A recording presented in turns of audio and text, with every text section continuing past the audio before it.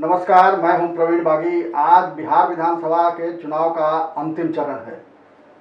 15 जिलों की कुल 78 सीटों पर आज वोटिंग हो रही है और अब से थोड़ी देर के बाद वोटिंग समाप्त हो जाएगी।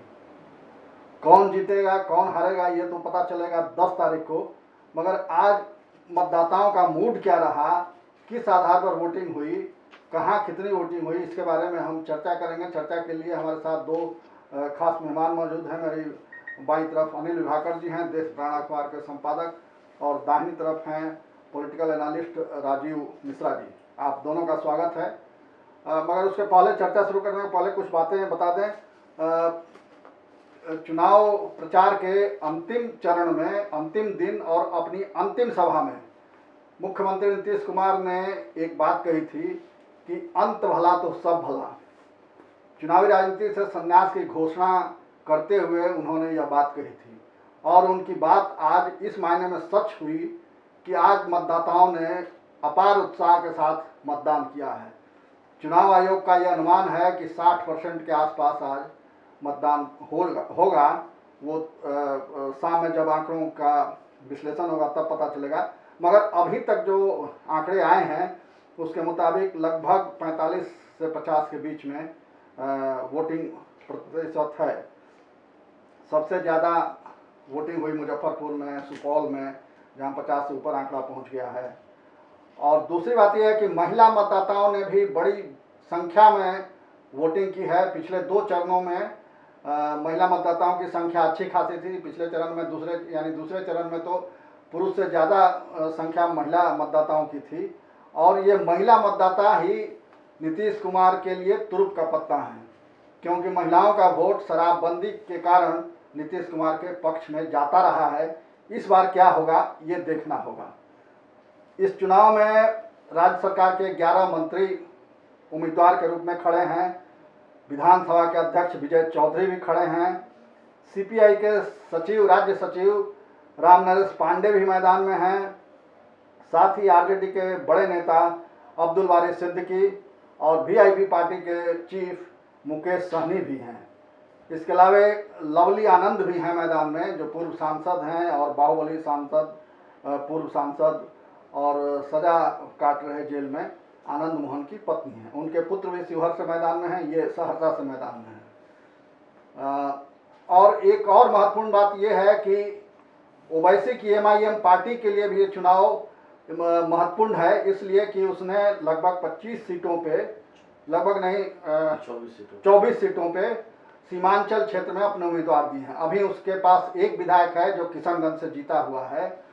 24 सीटों में कितने लोग जीत कर आएंगे और इसी पर उनका आगे का भविष्य तय होगा कि बिहार में उनके लिए कितनी जगह है, कितना समर्थन है, ये इस चुनाव में तय होगा।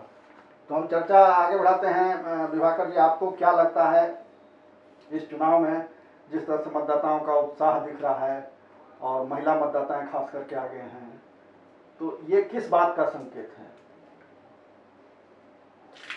ये गौर करने वाली बात है कि पिछली दफा जो वोटिंग हुई है उससे अधिक संख्या में इस बार वोटिंग हो रही है। यह प्रचार का भी असर है और ये जागरूकता का भी असर है।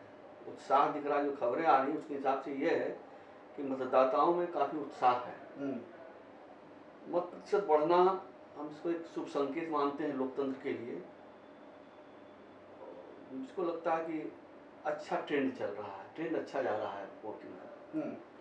ये किसके पक्ष में होगा ये अभी आप कह नहीं सकते हैं, लेकिन ट्रेंड अच्छा है।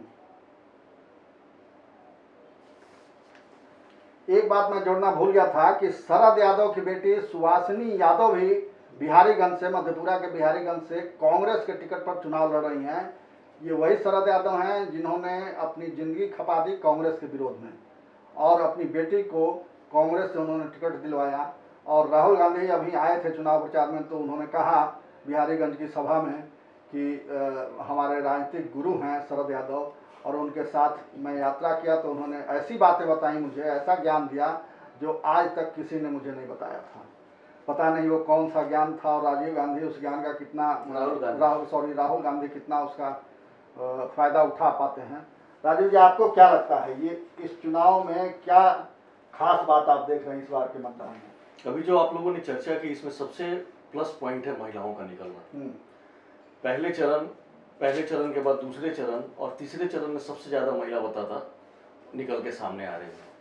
मुझे ये लगता है कि जिस तरीके से 4 तारीख के अंतिम चुनाव रैली में प्रधानमंत्री मोदी ने कहा था कि मुझे पता है कि और कोई मेरे साथ हो ना हो लेकिन महिलाएं मेरे साथ हैं, एनडीए के साथ हैं, और जिस तरीके से महिलाएं निकल के आ रही हैं तो उनकी बातें बहुत सही होते दिख रही हैं और महिलाएं काफ़ी एग्रेसिवली वोट कर रही हैं।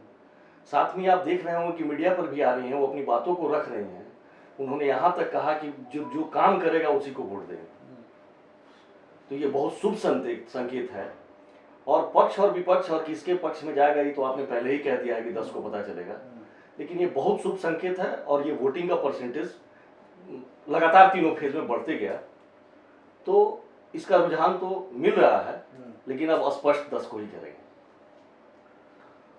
ये इस बार सीमांचल में भी वोटिंग है और सीमांचल में कई इलाके ऐसे हैं जहां मुस्लिम मतदाताओं का प्रभाव है।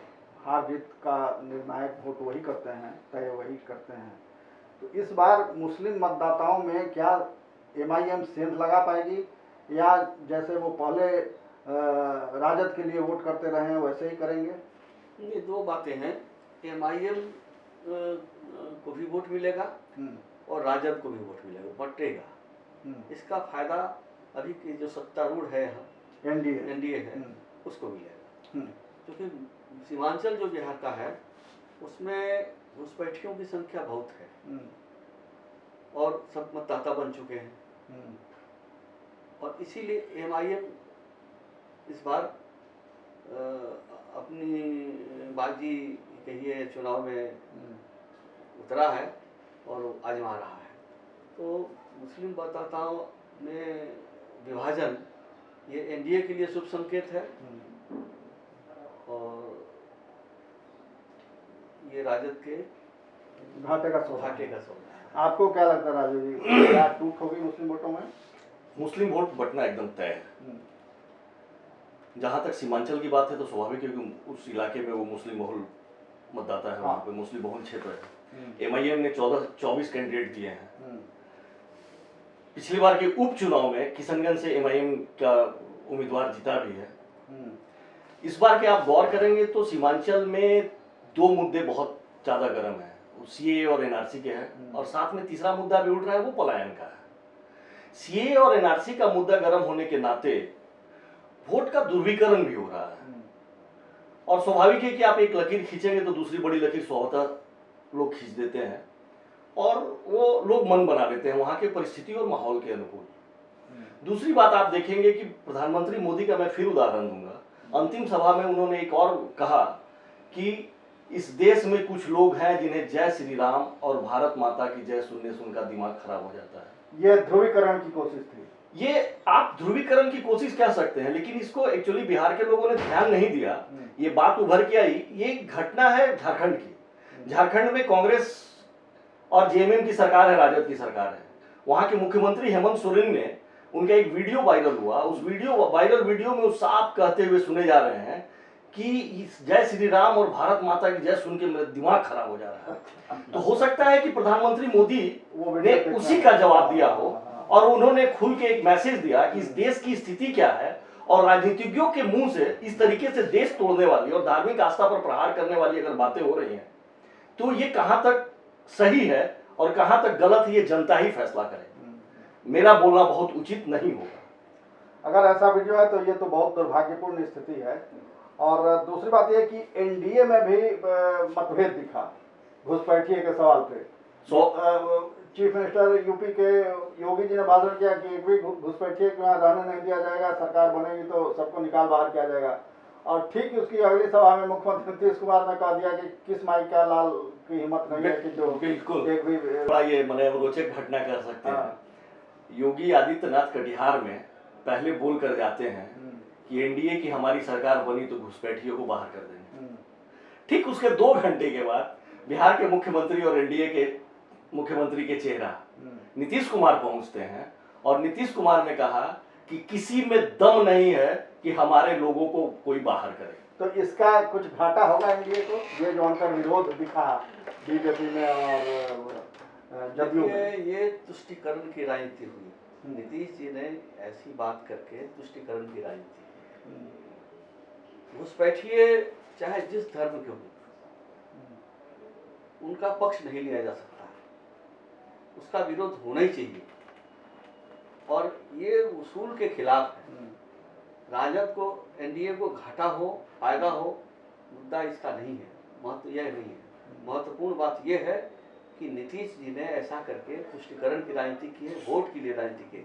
यह सत्ता लोलुपता इससे परिलक्षित होती है उनकी।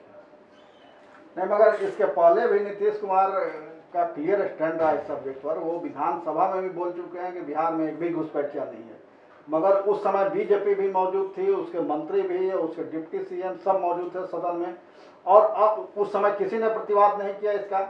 और अब जब वोटिंग हो रही है तब भी किसी को याद नहीं आया, मगर उस खास क्षेत्र में जाने पर गिरिराज सिंह को भी याद आ जाता है कि घुसपैठिया हैं, योगी जी को भी याद आ जाता है कि घुसपैठिया हैं।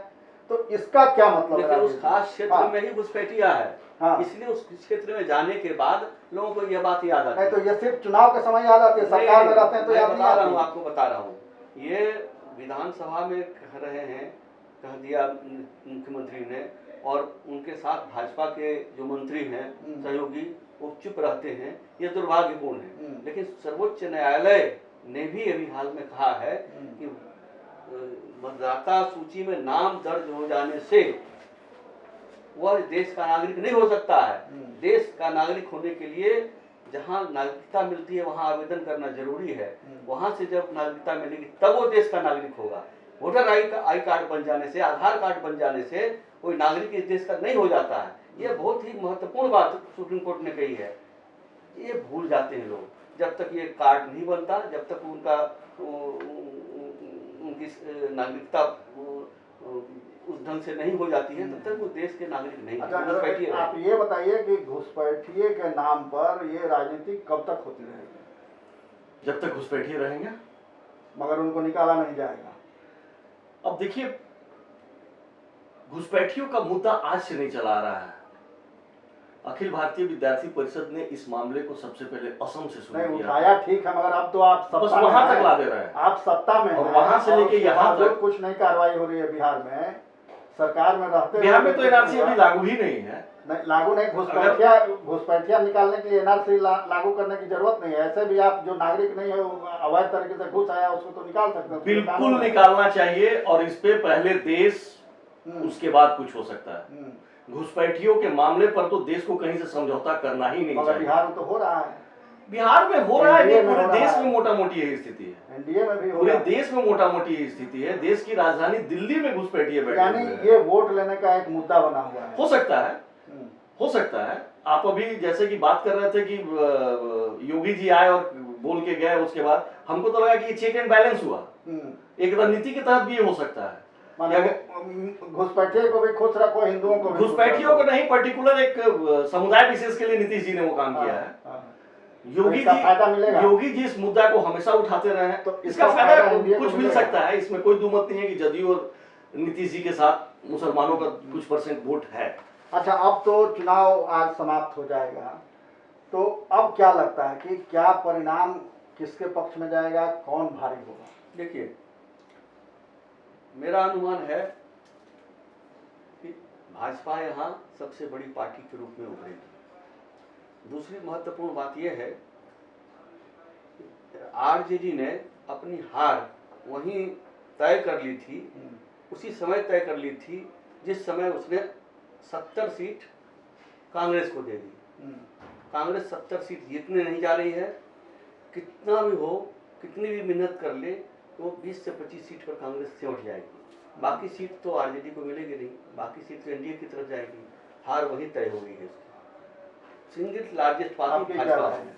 सहमत है, सिंगल लार्जेस्ट पार्टी भाजपा होने जा रही है। कांग्रेस वहाँ गड्ढा है, वैसे एलजेपी यहाँ के लिए गड़बड़ है। देखिए, एलजेपी तो सही पूछे तो अबूझ पहेली बनी रह गई। नहीं तो उससे जेडीयू को तो घाटा होगा, एनडीए की सीट घटेगी। अगर एनडीए का सीट उससे अगर बहुत ज्यादा असर हमको नहीं पड़ता दिख रहा है, लेकिन इसका दूसरा फायदा हो सकता है। अब मान लिया जो भाजपा के लोग और एनडीए के लोग जदयू के टिकट पर लड़के गए हैं, इसका स्वभाव, और रोज चिराग पासवान प्रतिदिन इस चुनाव में मैंने सबसे ज्यादा मीडिया के सुर्खियों में कोई रहा है तो मुझे लगता है कि वही व्यक्ति रहा है इकलौता। और उनके जो भी बयान आते रहे हैं, हर बयान में वो कहते रहे कि भाजपा और लोजपा की सरकार बनेगी। वो ठीक है कि अपनी तरफ से जदयू को किनारे ले रहे हैं, लेकिन अगर जहां जोड़ घटाव का मामला आएगा वो पहले से तैयार है, तो ये कोई सवाल ही नहीं है। तो एकदम बहुत स्टैंड क्लियर है, और उसका जोड़ घटाव जो होगा उसका लाभ इनके खाते में भी जाएगा।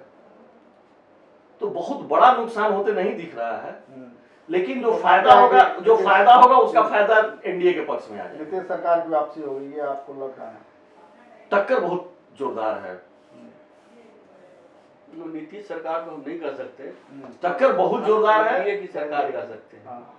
यानी नीतीश एनडीए आती हुई तो नीतीश नहीं बनेगा, ऐसी संभावना है? ऐसा कभी नहीं कर सकते, लेकिन ऐसा भी हो सकता है।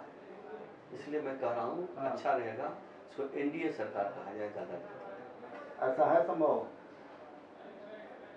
कांटे की टक्कर नहीं, एनडीए की वापसी हो सत्ता में, मगर सीएम नीतीश ना हो। नहीं, सीएम तो नीतीश ही होंगे। क्या कि देखिए, हर किसी का अपना एक स्टैंड होता है और अपनी एक बात की विश्वसनीयता होती है। जिस तरीके से भारतीय जनता पार्टी के शीर्ष नेतृत्व ने प्रधानमंत्री मोदी से लेके और नीचे का एक कार्यकर्ता तक मैंने एक लय में जो कहते रहा है कि कम सीट भी आएगी तो नीतीश ही हमारे मुख्यमंत्री होंगे, तो मुझे नहीं लगता है कि मोदी के कहने के बाद, अमित शाह के कहने के बाद, जेपी नड्डा जी के कहने के बाद कोई बदलाव, हाँ, ऐसा बदलाव होगा। तो चलिए हमें प्रतीक्षा करनी होगी 10 तक कि किसकी सरकार बनेगी, मगर ये तय है कि बिहार के वोटर और जो तंत्र है, चुनाव आयोग का तंत्र है, बिहार सरकार का जो तंत्र है, वो बधाई का पात्र है कि जहां कोरोना को लेकर 70 देशों में चुनाव स्थगित हुए थे, वहां बिहार में पहला चुनाव हुआ। कोरोना काल का ये पहला चुनाव था जिसमें इतनी बड़ी संख्या में लोगों ने वोट किए और उत्साहवर्धक उसका रिजल्ट आया, मतदाताओं में उत्साह दिखा और लगातार ये बढ़ता गया। वोटिंग का परसेंटेज जो है बढ़ता गया। फर्स्ट फेज में जो वोटिंग हुई उससे थोड़ी अधिक वोटिंग सेकंड फेज में हुई और उससे ज़्यादा वोटिंग थर्ड फेज में हो रही है। फर्स्ट फेज में 55.68% वोटिंग हुई, सेकेंड फेज में 55.70% वोटिंग हुई और इस बार ये चुनाव आयोग कह रहा है कि 60% से ऊपर जाएगा ये आंकड़ा। और महिला मतदाताओं की प्रतिशत भी बढ़ी है। पहले चुनाव से लेकर के और तीसरे चरण तक में महिला वोटरों का प्रतिशत भी बढ़ा है, यानी महिलाओं में ज़्यादा उत्साह है पुरुष वोटरों की बनिस्बत। तो इसका अभिनंदन और स्वागत किया जाना चाहिए और हमें इंतज़ार करना चाहिए 10 तारीख तक क्या रिजल्ट आता है। आप दोनों का बहुत बहुत धन्यवाद। हमें दीजिए इजाज़त। नमस्कार। हमारे इस कार्यक्रम को शूट किया कैमरामैन सौमित्र ने। सौमित्र का भी धन्यवाद।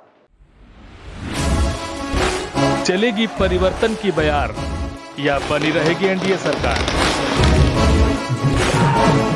युवा तेजस्वी का होगा नाम या अनुभवी नीतीश आएंगे काम? बिहार का महासंग्राम सिर्फ एचएस न्यूज पर। देश और दुनिया से जुड़ी सभी प्रमुख खबरों के लिए हमारे चैनल को सब्सक्राइब करें और लेटेस्ट वीडियो पाने के लिए बेल आइकन को जरूर दबाएं। साथ ही हमारे वीडियो को लाइक और शेयर करना ना भूलें।